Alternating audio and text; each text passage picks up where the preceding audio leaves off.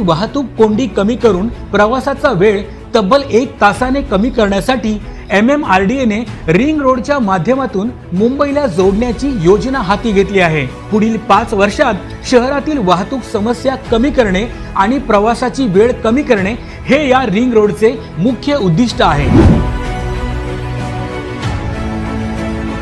MMRDA ने या ring रोडसाठी 58,000 कोटी रुपये मंजूर केले आहेत। या योजनेतून 90 किलोमीटरपेक्षा जास्त लांबीचे रस्ते, पूल आणि बोगदे तयार केले जाणार आहेत। हे सर्व रस्ते मुंबई शहराला बाहेरील बाजूनी जोडतील आणि मुंबईतील उपनगरांना देखील मोठी कनेक्टिव्हिटी मिळेल। रिंग रोडमुळे उत्तरेकडे गुजरात आणि दक्षिणेकडे कोकण आणि पश्चिम महाराष्ट्रापर्यंतचा मुंबईकरांचा प्रवास सुलभ होणार आहे।